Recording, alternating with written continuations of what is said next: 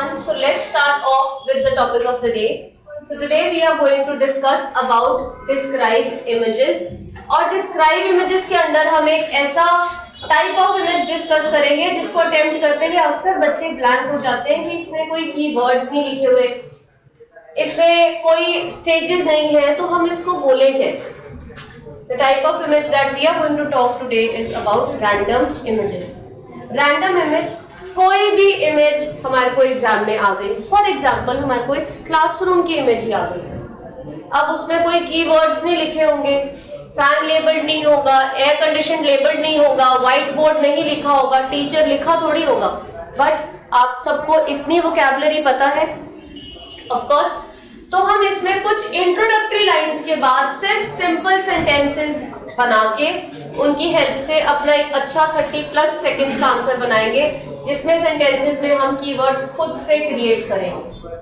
Random picture में हर वो चीज इंक्लूड करोगे जो आपको इमेज में दिख रही है. और याद रखिएगा फ्लुएंसी बहुत जरूरी है, तो ऐसा कुछ नहीं बोलेंगे जहां पे डाउट हो या कोई चीज बोलनी जो आती ना हो. So, इंट्रोडक्शन की फर्स्ट लाइन जो आप लोग टेम्पलेट्स यूज कर रहे हो उसमें है that this is an interesting image in front of me. हम इमेज को एक बैकग्राउंड देंगे क्योंकि हमारे पास डेटा कम है, इंफॉर्मेशन लिमिटेड है. तो शुरू की लाइन रहेगी this is an interesting image in front of me. उसके बाद let me have a closer look at the given image. After having a look I can see it gives information about dash. इस dash में हम topic का नाम fit करते हैं बेटा, बट रैंडम पिक्चर्स में आपको कोई टॉपिक की हेडिंग भी नहीं दी होगी. अगर मैंने बोला ये क्लासरूम की इमेज आ गई, तो क्या मैं हेडिंग खुद से बना सकती हूँ? It gives information about the classroom. I can say this. Yes, काफी बार आपको ग्राउंड की इमेज आ सकती है, आप उसको ग्राउंड या फील्ड कह सकते हो. एक रैंडम पिक्चर आपके एग्जाम में रिपीट होती है. Racer a person is sitting on a horse back. घोड़े पे बैठा हुआ है एक पर्सन और वो घोड़ा भाग रहा है, तो आप उसको क्या कह सकते हैं? रेस कोर्स या रेसिंग फील्ड.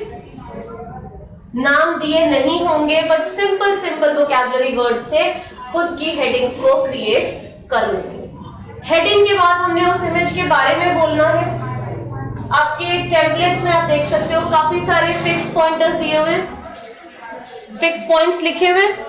ये ऐसे सेंटेंसेस हैं जो ऑलमोस्ट आपके हर एक टाइप ऑफ इमेज में फिक्स हो जाते हैं. सो हमने क्या करना है? We have to at least go through read all these sentences once twice, जब तक ये हमारे दिमाग में नहीं बैठते. अगर मुझे वहां कुछ भी बोलना नहीं आया तो फ्लुएंसी, प्रोनाउंसिएशन, कंटेंट तीनों पे स्कोर चला जाएगा. It is better to keep some sentences handy. अच्छी ऑप्शन क्या है कि मैं दिमाग में कुछ ऐसी कॉमन चीजें लेके जाऊं जो रैंडम पिक्चर्स में कहीं ना कहीं आंसर फ्रेम करने में मेरी हेल्प करेंगे. आपके पास सेंटेंस क्या दिया हुआ है? फर्स्ट ऑप्शंस के बाद आप देखिए, the picture is click during day या नाइट टाइम. अब ये मैंने कहा कॉमन है, इमेज ऑब्वियस है, या तो दिन की होगी या रात की होगी, इवनिंग की होगी, तो ये सेंटेंस मैं यूज कर सकती हूँ. ये बैकअप सेंटेंसेस हैं, हम तब यूज करेंगे जहां पे हमें इमेज से रिलेटेड इंफॉर्मेशन नहीं समझ आ रही हो. क्लियर? उसके अलावा जब भी आप सेंटेंसेस फ्रेम करते हो प्लीज वोकैबुलरी अच्छी रखिए. लाइक आपको यहाँ पे दिया हुआ है टू बिगिन विद, है ना, on the left I can C. It is one of the easiest ways to describe an image. आप haphazardly यानी कि कुछ कहीं से बोला कुछ कहीं से बोला ऐसे बोलना जब शुरू करते हो तो बोलते बोलते बच्चा अक्सर एक या दो बार सेम चीज दोहरा जाता है और फिर वहां पॉज ले लेता है कि ये तो मैंने पहले ही बोल दिया था, फिर से बोल दिया. इस पॉज, इस कंफ्यूजन को अवॉइड करने के लिए हम क्या कहते हैं, हम पहले एक तरफ की चीजें जो है वो देखेंगे, फिर हम दूसरे साइड की देखेंगे और फिर हम तीसरे साइड में अगर कुछ हमें मेन इंफॉर्मेशन दिख रही है तो उसके बारे में बोल देंगे. तो बेसिकली हमने करा क्या, हमने इमेज को अपने दिमाग में 3 पार्ट्स में डिवाइड कर दिया. अब जरूरी नहीं है कि अब ये क्लासरूम है, क्लासरूम तो लेफ्ट, राइट और मिडिल में डिवाइड हो सकता है. मैं कह सकती हूँ on the left, to begin with on the left I can see glass windows and curtains in brown colour. Moving towards the right hand side of the image, I can see various results pasted on a yellow wall. Yes. बीच में मुझे आप लोग दिख रहे हो students. In the middle of the image, I can see various students sitting in the class and a teacher delivering a lecture. Teacher पढ़ा रही है और बच्चे बैठे हुए हैं क्लास में. अब मुझे इसके क्लास में और क्या-क्या दिख रहे हैं? I can see a whiteboard along with 2 fans. ये सब बोल सकते हो आप. तो ये लेफ्ट राइट और मिडिल करके इजी हो जाती है डिस्क्रिप्शन. अब जब अगर मैं सब कुछ इकट्ठे बोलूंगी तो मेरे को कंफ्यूजन हो सकती है, मैंने कर्टन्स बोले कि नहीं, रिजल्ट्स बोला कि नहीं, टीचर बोला है कि नहीं बोला है. बार बार दोहरा के गलत और रिपीट करने से अच्छा है आप एक सिस्टमैटिक तरीके से एक साइड, दूसरी साइड और तीसरी साइड लेके चलिए. कनेक्टर्स की हेल्प से सेंटेंसेस आपको दिए गए हैं. हमने सिर्फ ये सेंटेंसेस याद करके इसमें फिल इन द ब्लैंक्स का काम करना है. अब मैंने फिल इन द ब्लैंक्स में सिर्फ क्या करा, glass window and brown curtains. ये बोलना कोई मुश्किल थोड़ी है. Teacher, fan and white board, इसमें क्या मुश्किल है बोलना. तो जब आपके पास एक बेसिक स्ट्रक्चर रेडी होता है तो कंटेंट फिट इन करना बहुत आसान हो जाता है.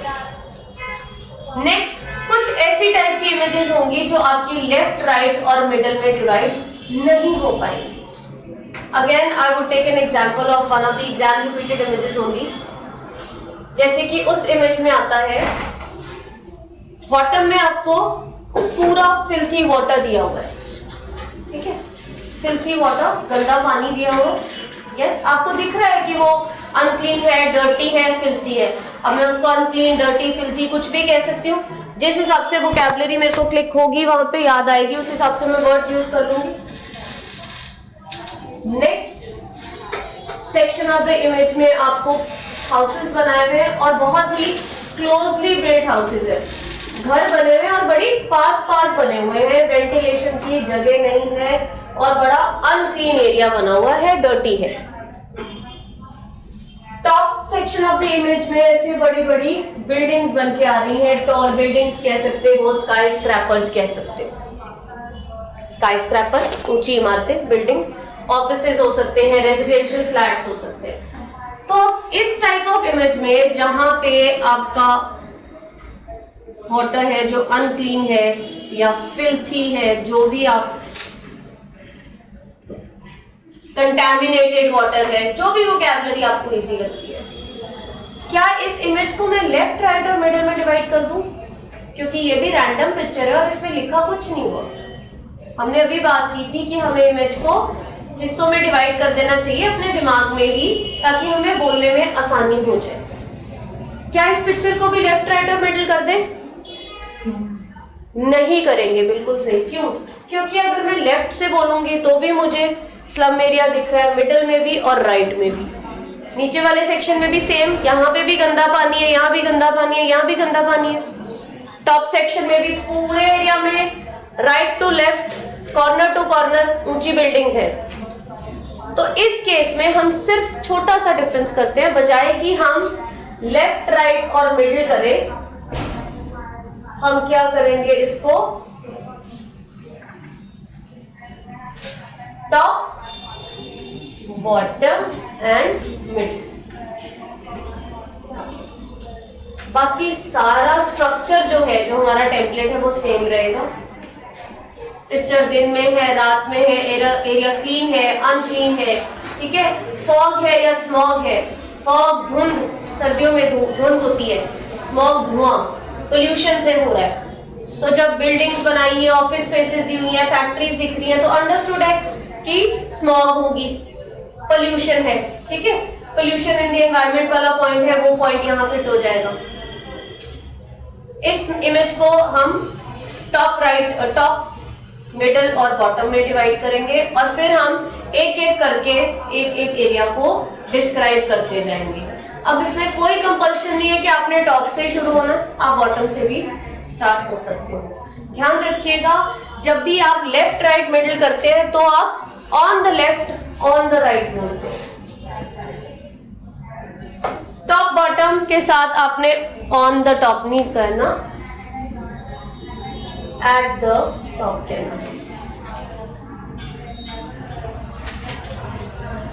Eight the top at the bottom, और मिडिल दोनों में इन ही रहेगा, in the middle, in the middle. बीच वाला हमेशा इन ही रहता है, लेफ्ट राइट में, on the left, on the right, top और बॉटम में at the top, at the bottom. अब हमारी फिक्स लाइंस में से यहाँ पे पिक्चर दिन में ली हुई है, वो सेंटेंस फिक्स हो जाएगा, ठीक। अनक्लीन एरिया है, कई बार यहाँ पे मोटर व्हीकल्स वगैरह, गाड़ियां, बसेस वगैरह दिखा देता है, हसल बसल वाली लाइन है आपके टेम्पलेट में, शोर शराबा, रश है, hustle bustle in the city. Trees दिख रहे हैं, greenery all around, tall trees and green grass का पॉइंट लिखा हुआ है, वो फिट हो जाएगा। अगर आप लॉजिकली सारे सेंटेंसेस को एक रीड थ्रू भी कर लोगे ना, यू विल रियलाइज कि टेक्निकली आपका more than 70% of your random pictures also आप ऑलरेडी प्रिपेयर करके ही जा रहे हैं। सो एग्जाम में रैंडम पिक्चर्स के अटेम्प्ट में भी आपको इस तरीके से प्रॉब्लम आएगी नहीं। बाई चांस कहीं पे भी प्रॉब्लम आ जाती है, प्लीज ऑल्टरनेटिव वोकैबुलरी दिमाग में रखिए। हमेशा जो इजीएस्ट वर्ड और फर्स्ट वर्ड आ जाए उसको बोल दो। अगर नहीं बोलोगे तो स्कोरिंग पे इम्पैक्ट पड़ेगा, और स्कोरिंग जैसे हमने पहले भी बात की थी, फ्लुएंसी, प्रोनाउंसिएशन और कंटेंट पे डिस्क्राइब इमेजेस स्कोर होती है, और तीनों पैरामीटर्स के 5 पॉइंट्स हैं। सो अगर मैं बहुत अच्छा आंसर प्रिपेयर करके गई भी हूँ, लेकिन मैं वहां पॉजेस ले लेके बोल रही हूँ, वर्ड्स की क्लैरिटी नहीं है और फ्लो भी पॉजेस के साथ है, तो मेरा प्रोनाउंसिएशन फ्लुएंसी पे स्कोर डिडक्ट होगा और वो मेरी ओवरऑल स्पीकिंग के स्कोर को खराब करेगा। टेम्पलेट्स बहुत जरूरी है और बहुत हेल्पफुल है, सिर्फ और सिर्फ इसलिए कि रिलेटेड कंटेंट के साथ आपकी प्रोनाउंसिएशन और फ्लुएंसी जो है वो मेंटेन्ड रहे, अननेसेसरी पॉजेस ना आए और स्पीच क्लैरिटी रहे, बोलने का फ्लो भी बना रहे। क्योंकि स्पीकिंग में ना ही बहुत तेज बोलने का फायदा है और ना ही बहुत धीरे। अगर हम खुद सोच सोच के बोलेंगे, कुछ भी प्रिपेयर नहीं करके जाओगे, उसी टाइम रैंडमली सोच सोच के बोलोगे, तो पॉजेस तो आएंगे ही। इंस्टेंटली सेंटेंस बनाना डिफिकल्ट है एज कंपेयर टू सेंटेंसेस को ऑलरेडी याद करके जाए। तो जो हम प्रिपेयर कर रहे हैं टेम्पलेट, उसमें हमारा टेक्निकली काम है क्या, सिर्फ और सिर्फ फिल इन द ब्लैंक्स का, कि इमेज में से जो चीज दिखी उसको फिल इन द ब्लैंक किया, that is it. I hope ये रैंडम पिक्चर्स का कंसेप्ट आपको क्लियर हो गया होगा, and we will now move on with the discussion of a few types of random images। अब वो क्लास में हम डिस्कस करते हैं।